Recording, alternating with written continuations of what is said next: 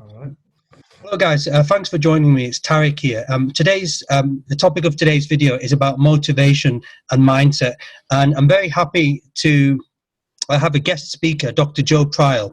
So welcome, Joe. Hello, Tariq. Okay. Yeah, I'm okay, thanks. So Joe, for the audience, could you just introduce yourself and tell them a little bit about yourself and a little bit about your background? Okay. Yeah, I'm an academic coach at the University of Central Lancashire. I've had that role for the last 4 years, but before that, I've been in education in various settings. I've worked across, primary, secondary, FE. I worked in mental health, SEN. So I'd like to think I've got a range of experiences within the education world. I've just completed my PhD into community development, and cricket in America was my topic, looking at sort of like social cultural issues through cricket in America. So yes, it's been quite interesting. It's been quite a long journey, quite a challenge. My role at the moment involves reaching out and helping students who are struggling with their studies, trying to help the university improve their retention rates and also improve their attainment levels. So I use a range of coaching tools in which to engage with these students and try and help them in the best way possible to get through their degree courses, which can be quite rewarding. Yeah. Oh, that's great. Well, congratulations on your PhD. I know that you worked very hard and for many years on that, and it was, I think, it was something which you're really passionate about, wasn't it? Because you really love cricket and coaching. Yeah, but I also love research as well, and I think that the key for any young aspiring student or somebody who wants to do something like I've done is that you half the battle is, like you just said, it's about finding something that you can get your teeth into and be really passionate about, because that you need that to keep you going through highs and lows. I've picked a topic that it's been heavily a large part of my life for over a quarter of a century. So it's something that has been quite a useful topic to help motivate me through those times. Yeah. Okay. Oh, great. Yeah. So yeah, I think it's important, isn't it, to, if you do something which you really love and you're passionate about, it doesn't seem like work, does it? It's more of a hobby. So it's something which you can do more naturally, and it's not forced, is it? Yeah, but I've got to say, it takes time to get to that point. If I'd have done the same kind of thing when I was 19, there's no way I would have stuck with it, really, because I didn't know enough about myself at that point. Lucky that I've done a lot of travelling and worked in lots of different jobs that have helped me develop self-awareness about my own skills, my own background, but also what direction I want to go in. So it took time, and that's, I suppose that's a message to young people, is that if you're not ready for a particular journey or project or aspect of your life, then don't push it. You've got to go away and find a few things out about yourself first. And I can quite confidently sit here and look back on my life and say that happened with me. We talked earlier about this readiness to learn, and if you're not ready at 19, then don't push it. Go and do something else for a bit. We see so many external pressures on people in order to do these things when it's not right for them. So that's something that I would a bit of advice for people going forward. So the person has to really be ready, don't they, to pursue kind of any course of study or do, when they have to be ready themselves to do something. Or there's not going to be this intrinsic motivation that we can talk about later on. Yeah. Because I mean, I did, like yourself, I did, undergrad, and when I did, PGC and postgrad, and I found that my attitude was completely different when I did my postgrad, going back later when I was younger doing the studies. So I think you're right. You have to really be ready, and I think sometimes when you're older, you have more on the line. So you have that kind of pressure, which I think is good as well, isn't it? That you got pressure to push you when you're older as well. Potentially, it depends on your own personal circumstances. But yes, most people by that point have got a family, they've got career, requirements. So yeah, they may come back into studies with a little bit of added pressure, which is in some regards is not a bad thing really, because it makes you sit up and take note. Yeah. So I Joe, guess that's what you're trying to say, aren't you, about yeah. yourself? So Joe, I mean, so like kind of like maybe reflecting on your own experiences, and you see the experiences of your students who you're working with. What would be your advice for people during this lockdown to kind of maybe stay motivated? And how do they stay motivated during this time when some people finding it difficult? Yeah, it's very hard. It's very hard when I mean, the definition of lockdown is quite interesting in itself, isn't it? Because have we really genuinely been locked down? We've not been confined to our house by law. We've been allowed to go out and exercise, for example. So we have been able to get out there. For me, a true, genuine lockdown would mean that you're actually under house arrest, kind of thing. Yeah. Now, for some people, they have opted to do that, but the choice has been with them, hasn't it? But I would say, like, yeah, going back to your question about motivating yourself, it's easy for me to sit here and talk about motivating because I've got lots of projects and lots of ambition and lots of things that I like to do that have kept me so busy during this time. Not to mention my job, but I think, like, as a researcher, I get my teeth into a project, and that has kept me motivated during this time. Now, it's like I say, it's easy for me to sit here and say that, and there's going to be an awful lot of people out there that don't have that. So how do they then become motivated? So, I mean, I've discussed this with yourself before, where perhaps you need a project or something that can occupy your mind and keep yourself busy, because then. And I'm not suggesting for 1 minute that you have to sit there all day doing this kind of thing. It's just good to float in and out of something that hooks you in with interest. Yeah, it could be anything. It could be some artwork. It could be writing. It could be some historical research into something, and those kind of things have formed the basis of my kind of work. Yeah, so. The message is keep busy. Yeah.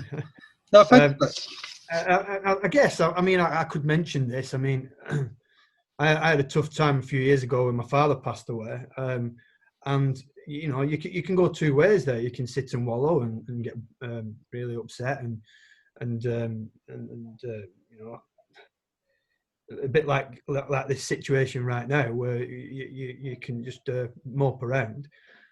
Or you can get busy, and I chose to get busy there, and I indulged in some projects using his artwork to good effect. So, that was a situation 5 years ago where I decided that I wasn't going to sit around and do nothing. I wanted to keep busy. So that's one bit of advice, perhaps, for people. That's very similar to the situation we find ourselves in right now. I mean, Joe, it reminds me of a phrase, what's it called? The devil makes work for idle hands or idle minds or something. So keeping busy and doing something like something, it doesn't have to be a massive project, like you said. It can be even something small, but something maybe of interest. So engaging. Yeah, I mean, the other thing that's quite important is to engage not just your mind, but your body as well. So the two go hand in hand, physical health and mental health. If you're working on one, it helps the other, and vice versa. So, like, there's been periods throughout my own research where I've neglected my physical health, and I felt pretty bad as a result. So it's important that you work on both of those. I mean, in my current role, I work with a lot of students who are struggling with things like depression and mental health issues. And it's surprising that when we have deep discussions, they talk about when they've actually got out there and done some physical exercise and they felt better about themselves, and that's helped them switch on to their studies. So that's quite interesting, not just for me to say, but for students that I work with have noted that as well. Well, that's really interesting, yeah, because I think, it's important to look after your health as well. So, yeah, I think definitely there's a link there, isn't there? But Well, Joe, your physical yeah, health as well as your mental health. That's what I'm yeah, trying to say. definitely. Because Joe, well, you mentioned part of it. I mean, moving on, like to the second question, it's like linguistically with the wording lockdown, it seems to have quite very negative connotations. I think. Do you think instead, if we phrase it as maybe self-reflection and maybe self-analysis, do you think that with the power of how we word things ultimately affects kind of how we think and how we behave? Oh, massively. And that is an interesting point altogether. I mean, you only have to look at what governments are doing right now to influence people, and they're doing it on an everyday basis through the simple wording of things. I mean, I've been reading this book recently. It's called Nudge. And it might be quite interesting for people out there by Tyler and Sunstein. Okay. And basically, it's about how subtle nudges to people, and it happens all around us every day, can change society as a whole. And governments are using it at the moment. You know, some of the slogans and catchphrases and jargon that they're employing can help nudge masses of people to one way of thinking or another. You know, you might, when you read into this book, you can see that the Prime Minister's advisor, Dominic Cummings, at the moment is using that nudge theory to influence. He's influenced the Brexit situation. He's influenced the election, and now he's influencing the situation with coronavirus just through the use of wording. A lot of this sort of rule of three, if you've come across that before. Oh yeah, yeah.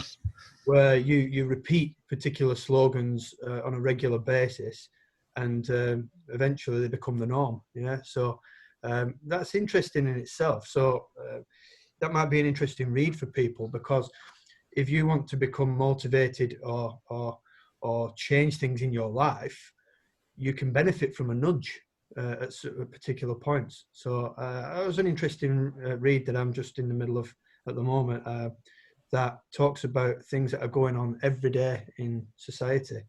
It could be things in business, it can be things in retail and shopping. It can be just like within communities where people are using simple wording and simple marketing ploys to nudge people's way of thinking. So yeah, the thing you talked about with wording is quite interesting. I mean, Joe, that's really interesting what you're saying about the rule of three, because in a way it's a bit like indoctrination, isn't it? If by people repeating themselves so many times, it becomes like a self-fulfilling prophecy, doesn't it? Yeah. That's kind of what this book is outlining. Yeah. Oh, these researchers are behavioural scientists, so they look at these kind of trends on a regular basis. But they've also, this kind of theory that they've come up with has been adopted by lots of governments recently. oh, that's okay. Barack Obama, for example, has used nudge theory, and you could definitely see Donald Trump using nudge theory to change the way people think about things. Yeah, because it's very powerful, isn't it? Power of words, really, isn't it? Yeah, exactly. Yeah. So Joe, so you know, as you know from your own research, and from our own researchers, there's Professor Carol Dweck's growth mindset theory. I found it quite interesting when I read into it. But what do you think would be like its main strengths and maybe some of its weaknesses with that theory? Yeah, well, I'm a big believer in the work of Carol Dweck, because I think that one of the major strengths is about either intentionally or unintentionally, is about placing barriers in people's way to make them strive to overcome them. Because what we've seen through her work is that people become stronger, better, more resilient towards things as a result of being able to overcome those barriers. You see the flip side of it. We've got this development of a fixed mindset towards things, is that people stagnate and plateau and don't improve. So I'm all for self-improvement, through this sort of quest to develop a growth mindset. Now, my own situation, I can reflect back on two parts of my life where when I was younger. You've got a gift for something. You then start to believe that you've got all the skills that you need, that they are innate and you're born with them, and you don't need to do anything else. Everything will happen for you. Well, I couldn't have been further from the truth, because I sort of stagnated, plateaued out, didn't kick on, and it took me many years to sort of redress that and move towards having a growth mindset, where I can definitely look at my situation now and say that I have developed this growth mindset through a series of challenges and difficult periods in my life. So you might look at that and say that's a bad thing, that you've had to go through sort of difficulties. But when you come through the other side, you can say, actually, no, it makes you more successful and better, more rounded person. So yeah, I do think there's lots of strengths in the work that she found. If you're looking for a weakness, perhaps it's that we are sort of labelled into these two categories, where actually you can move from one to the other. The danger is that you're pigeonholed early on that, oh, this guy's got a fixed mindset, and actually no, you can move from one to another. So if we were to pick holes in it, that's what I would say. But other than that, I'm a big advocate of it, and I try to instill that in the students that I work with. And I've, as a coach, from my coaching background, I've been a coach for nearly 20 years now. I like to develop that sort of resilience in people through hard work.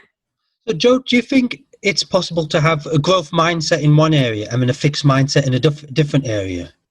Yeah, I agree with that. Yeah, of course. Yeah, if you're going into one particular environment or one particular sort of area, and you feel that you've already got the skills that you need for that, then the danger is that you're going to have a fixed mindset towards it. Whereas in others that you're not perhaps as comfortable around, or you feel like you're a bit out of your depth, sometimes you have to work a bit harder to fit in. I'm talking from a sports perspective. You might be good in one sport but weaker in another, or you might be out of your depth in one particular group that you're working with. So you have to work harder to overcome that. So yeah, in that aspect, you might then move towards a growth mindset. Yeah. So I agree with your point. Yeah. I think it's because Joe, I think a while ago we were talking about it. I saw a documentary or video about Cristiano Ronaldo, and I didn't realize just like kind of what his work ethic and his work rate is like.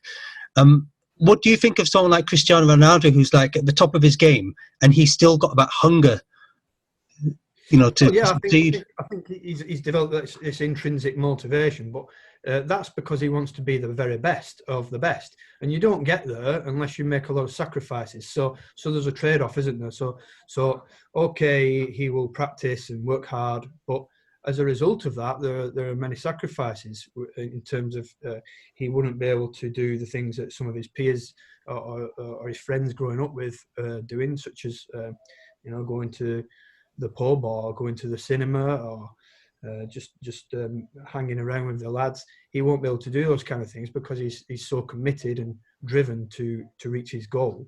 So you've got to look at someone like that, and on the one hand admire his success and achievements, but it's not a normal life, is it? It's not what most people have. It's a very different life to other people. It's you could argue now it's like he lives his life in a goldfish bowl. So you can crave to be the very best, but is it all that it's cracked up to be? Because Joe, I mean myself, I've learned over the years as well.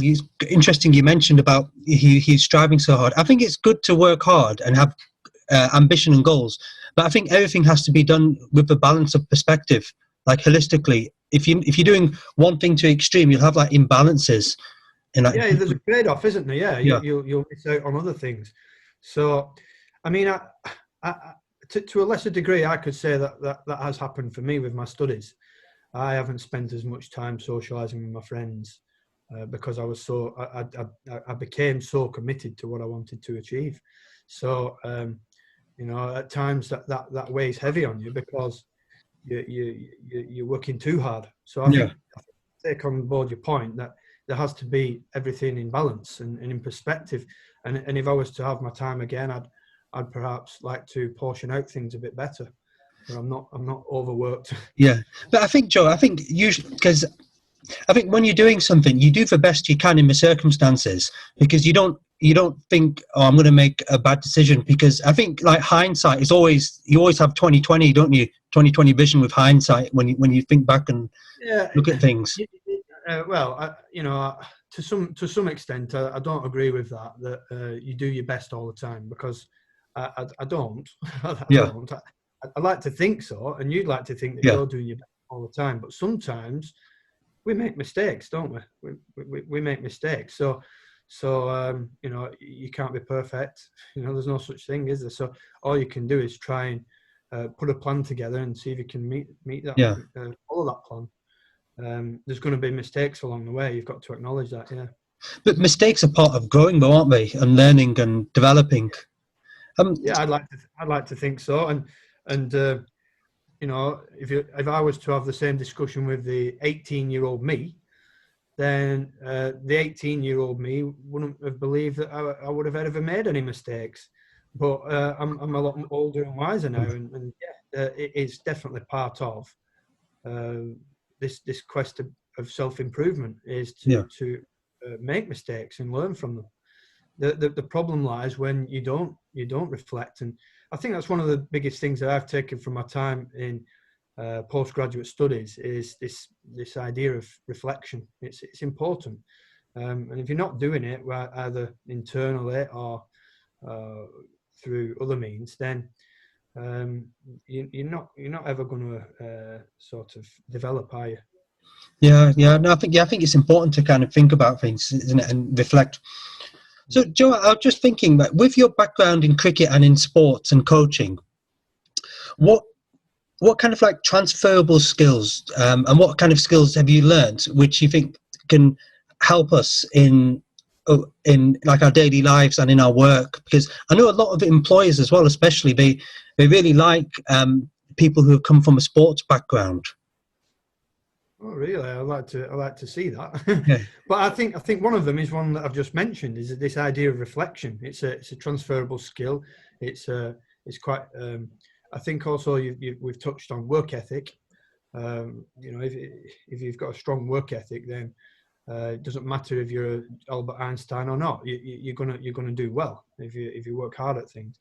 So I think the work ethic, the ability to reflect. We're talking about professionalism here. You've got to want it. So you've got to be there. That's one of the golden rules of coaching: is be there.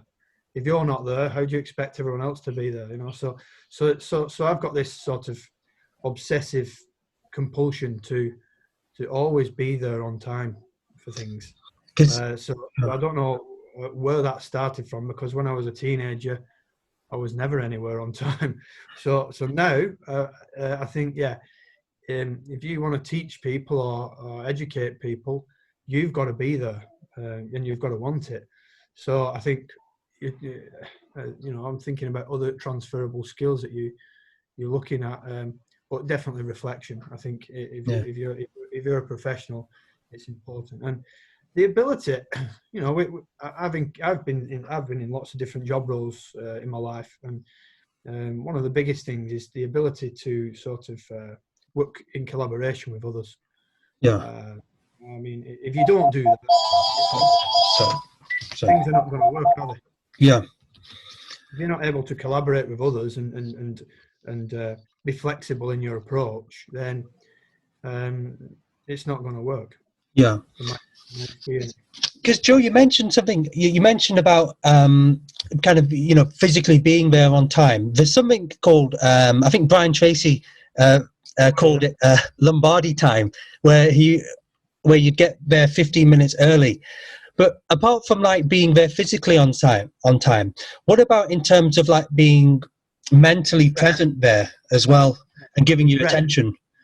Yeah, prepped in advance. Yeah. Yeah. I think being organised is something that I'm quite sort of fastidious about now, whereas I wasn't when I was younger. I'm quite meticulous about my approach and preparation for things. So if it's in my job role, if it's in my coaching, I'm also a captain of a cricket team. Yeah. And it's about sort of like prior preparation, because that then makes the task a lot easier. Yeah. Do you just reminded me of something actually. In terms of being prepped, I saw a interview with Alex Ferguson, and he was like he wanted everything done to a T. Definitely. Yeah. In terms of planning I mean, I know with psychology now, I think it's only really becoming more apparent that even something like knowing a person's name is a very big thing. So when you're working with people, because it adds that personal touch, knowing a person's name, knowing a little bit about them, knowing what makes them tick. Oh yeah, just 1 second.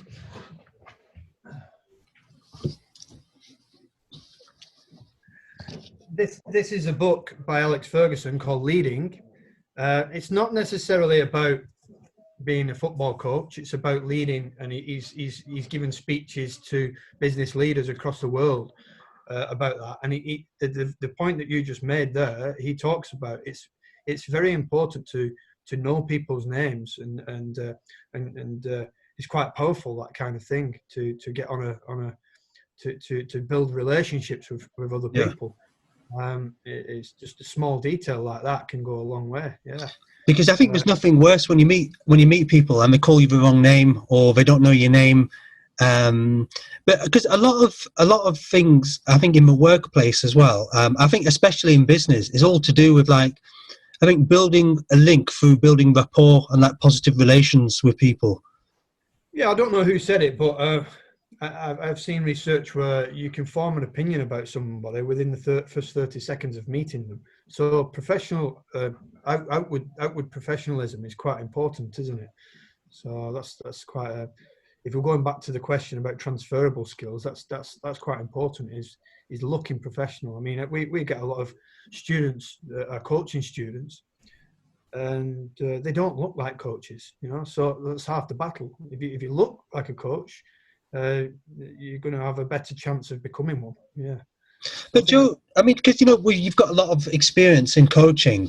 Have you ever come across a person and you think, oh, you know what? I think they've got some qualities in them which I think they would be a good coach. Have you seen that before? Oh, massively. Yeah, you can see that. It's the key to it is relationships, like you've said. It's about building relationships with people, and that's what coaching is really. It's not about showing them technical skills. It's not just that. There's a whole holistic approach to coaching, but ultimately what you're trying to do is you're trying to get somebody from A to B to better themselves. Yeah, and sometimes what I've found, my difference between the teacher and the coach, is that the teacher is expected to give the instruction and have all the knowledge and the information within them, whereas a coach is using a range of tools to pull the information out of somebody that might already have it. So it's making those people aware of the skills that they've got already that they don't already have. So that for me is the difference. One of the main differences between a teacher and a coach is that a coach isn't just there to instruct and guide. The teacher, the coach can also extract knowledge from the individual in different ways. Joe, you touched on something which I thought was very interesting as well. But to improve. I mean, I don't know if this happens because I don't have a sporting background, but in sports, if you do something and you're not, you can improve on it and you're not that good at it, it comes from like maybe self-awareness. So how can we like become like more self-aware? What kind of strategies could we employ to help us, become more self-aware? Or do you think that comes from self-reflection, from doing reflection? I think it's linked to reflection, but I think in a sporting context, there's been lots of sort of academic research into the power of practice. So it links to the stuff of Carol Dweck, where it's not just about being born with particular talent. I mean, you hear that kind of thing floated around a lot by people to say, "Oh, he's such a talented individual," or she's got a gift. This research argues that actually there's no such thing as that. It's all about how hard you practice, and the practice has got to be deliberate. So it's not just about it's not just about turning up and just going through the motions. You've got to have a plan and goal in mind, and you've got to be deliberate in your practice, and that takes time. So one of the big early pieces of research into this was a well-known piece of work by a guy called Ericsson, who looked at this idea of 10,000 hours. You might have come across the 10,000 hour, where to become an expert in something, in anything, I mean, he used sport, but you can apply it to a lot of other things. You can be a driver of a car, you can be brilliant on a computer, but it takes 10,000 hours, which when they were doing their research worked out at about 1,000 hours a year. So what they're trying to say is it might take you 10 years to get from absolute novice to expert status. But those 1,000 hours each year has got to involve some kind of deliberate practice in order to get there. Because otherwise we can just go through the motions and we will never improve in something. We can become a driver by taking our driving test, but we will never improve unless we have some kind of deliberate goals in mind of what we want to practice. So you might see somebody who's been driving for 30 years, but they're no good because they've never taken on this idea of deliberately practicing things. Does that make sense? Yeah, I can see where your Ericsson was coming from, like deliberate practice over a sustained period. But Joe, I was thinking, if you're working in a team, do you ever collaborate with others to share ideas, and then that helps you to maybe self-critique when you're reflecting on things and how things? What do you think? I know I do, but there are individuals that won't do that. So it all depends on your sort of like philosophy, whether you practice more of an autocratic way of doing things or more democratic. And I like to think that I encourage a democratic working environment where you work with others and you encourage contribution from everybody. So that's kind of like the thing that you're talking about there is how do you learn from others, is to encourage a more democratic working environment. So that with that comes valuing other people and individuals, valuing their input and valuing what they've got to offer. Yeah. I mean, I think that's a really good point, Joe, because what it shows is as well is that when we're working with others, really, when we put our heart and soul into it, we're not just helping others, we're also helping ourselves, because the more we give, we're kind of helping ourselves as well. Because when you learn from others, we can only learn, I think, when we're working as a team from because it's difficult to know how we come across or to become self-aware. But when you're working with others, they can say, "Oh, maybe try this or try that," and then you think, "Oh, actually, I can implement that." I think what you're trying to say is that, and I do believe this. Some people might dismiss it, but I think it's important that to understand that you become a product of your environment. So if you hang around with people who are more talented, more gifted, and have got more intelligence, then you're going to be dragged up to their level. Does that make sense? Whereas if you're not with those kind of people, then you might end up with a fixed mindset towards things. So the work that I've looked at, quite a well-known piece by Matthew Said, where he did his book called Bounce. He was Britain's #1 table tennis star for many years. He was an Olympian, and he talked about his own background in table tennis in Slough, where lots of his peers all went to the same club. and they all became the best table tennis players in the country, and they were all from this same club. In a similar fashion, you've got the Kenyan marathon runners, where they all train together in the Rift Valley or wherever it is, and they all become Olympic champions together because they're all training each other to improve their standards and better each other.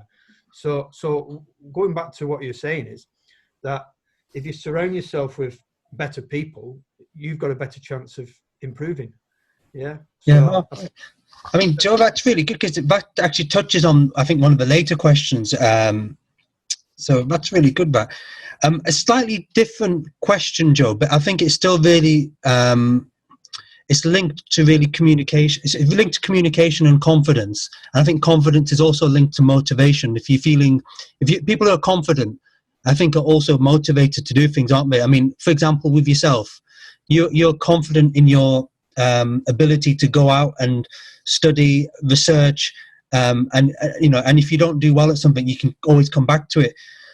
But I think the confidence is a consequence of the other thing. I don't think it's the other way around. I think the confidence only comes because you know what you're doing and you've got a clear plan. You don't start off being confident. It comes as a result of what you've done. So I could in my field, I'm quite confident because I've done years and years of training and practicing it. If I went into something else, that confidence would not be there. If I was to go and do a job in a business or something like that, or work in a bank, that confidence would not be there because that's not what I've trained to do. So I think confidence comes out of the other thing, what you put in. Yeah. So Joe, because we've both been in education for quite a while now, and the generations which we teach, they're like next generation. I mean, you probably noticed this as well. But with mobile phones and especially with this lockdown, with this coronavirus, do you think mobile phones are really adversely affecting young people's communication skills and maybe exacerbating, possibly triggering maybe underlying mental health conditions? Yeah, I think there's going to be a lot of research done into that in coming years, because you can see that the art of discussion and conversation is dying out, isn't it? Yeah. Face-to-face discussion is you can see a lot of younger people have not got those sort of like social interactions skills, and you could attribute it to mobile phones, but I think there's other factors as well. But the common argument with it will be that mobile phones are actually connecting people. So it's a difficult debate to have, isn't it? Because this technology that we're communicating through right now, it wouldn't have been possible for us to have this kind of chat without the technology there. So on the one hand, I take your point that it can lead to sort of like social anxiety, and it can trigger lots of issues around communication. So how do we overcome it? Do we ban for mobile phones, especially in the classroom? I mean, it is interesting. I mean, it has. I could be traditional here and say it hasn't done me any harm not having a mobile phone in class when I was a kid, but you've got to sort of acknowledge we're growing up with a different generation of people who don't know anything else. They don't know. They don't know. The younger people today have been born when there's always been mobile phones around. So it's going to be a difficult debate to have, that one, isn't it? Because Joe, actually, I had this debate. Well, not this debate, but I had a debate with with some students once about kind of the impact of technology, and we were talking about mobile phones, nothing to do really with mental health. But I came to my own personal opinion that mobile phones and technology is like a vice. It can either be used for you or used against you if really used incorrectly. And I think incorrectly for me, I think it's like excessive use to a point where I see people where they don't communicate. I mean, you may have seen it yourself. I mean, I went once to the Trafford Centre after work just to get some food, and as I sat down, I was just kind of people watching there by myself. And I saw honestly about 5, must have been 18, 19 years old, sat on a table and they're glued to the phone. They weren't even, talking with each other. I'm thinking that's really sad. Yeah, it's interesting that because everybody will see that everywhere, and it's not just kids, is it? Now it's all walks of life, all ages are using mobile phones. But yeah, I think there has to be an encouragement of more conversation face to face. I think you know I've conducted interviews as part of my research, and I like to do it in two locations really. I either go to the pub because that's a good social space. Um, it doesn't mean that you have to go to the pub to get drunk. It just means it's a good place to have open discussion. It's quite vibrant. It relaxes people, and you can open up lots of different topics. The other method I've used for interviews is to have the interviews in situ. So if I'm interviewing, for example, somebody about cricket, I like to do the interview at the cricket. So it's more stimulating. That we can watch cricket, the thoughts are generated a bit better, and you open up discussion that way. So that's me looking at my research in the way that I've gathered my data. Yeah. But I think, yeah, for younger people, you've got to do similar kind of things. You've got to encourage them to have sort of more contextual discussions. So like I said, if mine is in the cricket, if you want to talk to your students about a particular thing, have it in the context of what you want to talk about. So I don't know if let's think of a topic for yourself in the classroom. You want to talk to them about linguistics. You know, it might be a simple let's get out there amongst people and listen to people, and that might stimulate more sort of interaction that way. Okay. Yeah, it's such a difficult topic to cover, isn't it? Because that is we were born and brought up in a different generation to some of the youngsters of today, and you've got to acknowledge that actually they don't know anything different. So yeah, it's an interesting one. I mean, and Joe, that links in quite nicely with I think the next question. I think this is actually the last question. It says, "But do you think motivation is intrinsic or extrinsic? And do you think this is similar to the nature-nurture debate?" Oh, the two things it all depends on the context, doesn't it? You know, if you're going to work every day and you go in there just to get money, and when you're at work, your boss is telling you to do this, this, and this, that's not your motivation. That's extrinsic motivation. That's them coming onto you to get particular things done. Whereas if we're talking about the context of learning here, then you need to move towards a place where, like we discussed with my own situation earlier on, where you're hooked into something you're passionate about, and the motivation to do it becomes intrinsic. Then it's a labor of love, isn't it? It's not something that's forced upon you. You actually want to do it. So I see that quite a lot with my students. You know, that the extrinsic motivation comes from their parents, from their peers, from a particular career that they might want to go into, and as a result, it's the wrong time for them to do learning, and they have to go away and do other things, or think about, actually, is this the right choice for them, and then come and find something that they really want to do, which will help them move towards that intrinsic motivation. Georgia, I was just thinking about your kind of background, and it's when you changed environments. It is when I think you were reflecting and you decided, oh, actually, I want to go back and I want to go to study. So do you think the environment affects a person's intrinsic? Well, I think the environment can possibly affect someone's it can be an extrinsic factor, can't it, in motivating someone to like I said though, about context, it's like it depends on your own personal circumstances as well. If we're talking about you've got a family and you need to look after your family, then it stands to reason that the extrinsic motivation there is to go and get money for your family. Yeah. So you need a job. Now, a common discussion I have with a lot of people is that they go on and get a job in something that's totally different to the degree that they did, it's clear then that it's not an intrinsic motivation, is it? It's an extrinsic motivation because they need money. So that's a financial motivator, isn't it? Yeah, definitely. So you've got to take into account the various people's context and their background if you're talking about what motivates them. Yeah. So Joe, thanks very much for all your advice, and it's been lovely speaking with you. I just wanted to actually add one point, actually, which I was thinking about. If I was to compare myself now to, say, when I was like 20 years old, I think the main difference between me then and me now, 20 years on, is really to do with how I think about things and how I perceive the world and how I perceive things.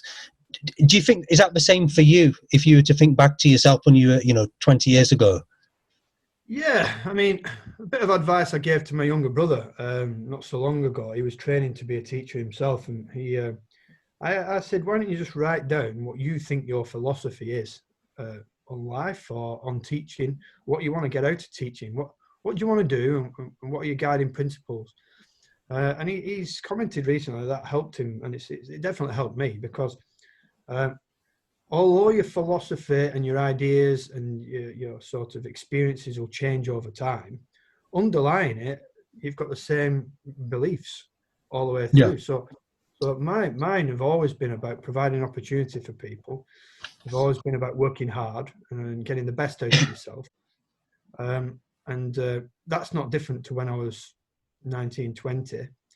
The only difference is experience, isn't it? If you're asking me to go back and have a discussion with my 20-year-old self, yeah, it's that you've got to shape your philosophy up and think about what you're doing. Yeah. Your philosophy can evolve over time, but ultimately it's got to have the same values and beliefs running through it.